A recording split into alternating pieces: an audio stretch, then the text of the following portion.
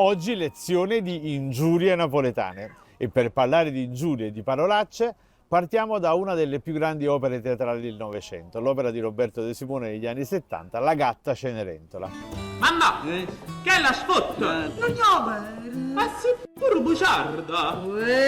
Teterene, abbada come parla, se no la chianella te la faccio trasire per bocca. La scena delle ingiurie, la scena delle lavandaie è una nella quale addirittura c'è una ricerca linguistica favolosa, addirittura 80 epiteti. Il maestro De Simone era veramente uno straordinario studioso della lingua napoletana. La prima è Vaiassa! Beh, la vaiassa in teoria è semplicemente la sguattera, a cammarera, però qui inteso in senso traslato come donna rozza, rozza, un po' sporca, un po' donna di malaffare, la bagascia, la malafemmina, ecco, insomma.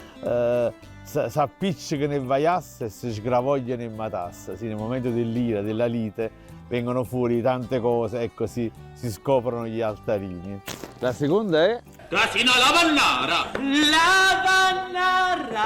la vannara, teoricamente sarebbe semplicemente la lavandaia, insomma, però anche in questo caso è intesa per traslato come donna del popolo, donna vile, donna di bassissimo livello, la pettegola, ecco, la donna cafona, la donna volgare.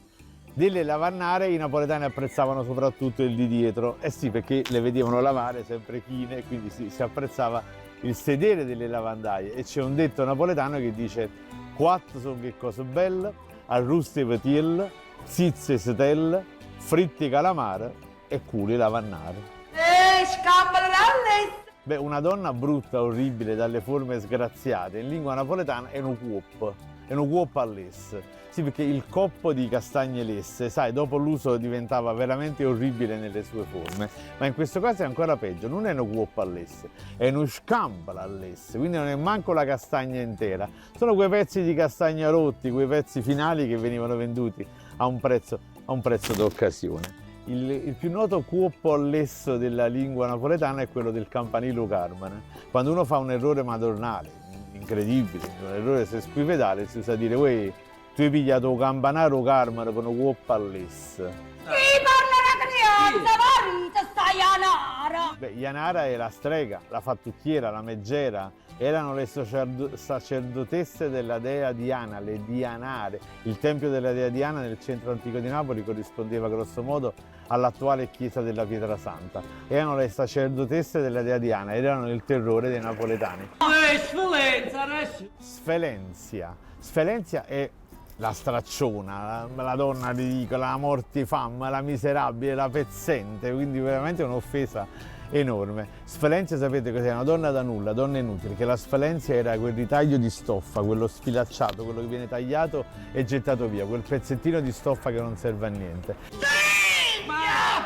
Scigne, che la Scigne ovviamente è la donna brutta, sgraziata, la donna stupida, no? Stupida come una scigna, quella che imita le mosse altrui, ma soprattutto brutta, che è brutta come una scigna. Rosca cucchiara! Questa è proprio un'altra morta di fame, un'altra pezzente, una famelica, talmente famelica che addirittura si rosica la cucchiara di legno dopo che ha mangiato per pulirlo bene in tutti i piccoli pezzettini. Però è diverso dalla ruscaiola, quella che va ruscan, quella che è la rosicona in italiano, quella che si lamenta di tutti e che critica a tutti quanti, che è un altro epiteto. A te esti caiola! Caiotola è una donna di facili costumi, è la donnaccia, la vasciaiola, perché potrebbe derivare da catula, da cagna, quindi proprio una donna di volgo bassissimo.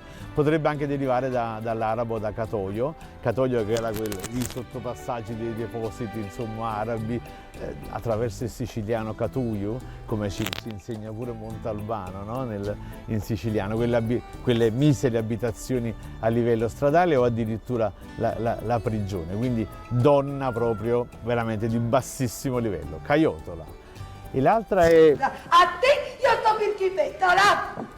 Qui siamo davanti ancora a una donna volgare, petulante, calunniatrice, talmente calunniatrice perché deriva da Pirchia, che dovrebbe essere una sorta di prostituta, e Petula, che è la chiacchierona, la ciarlona, la pettegola, a capere, quella che diremmo oggi. Ultima della lezione di oggi è... Caccatrianole!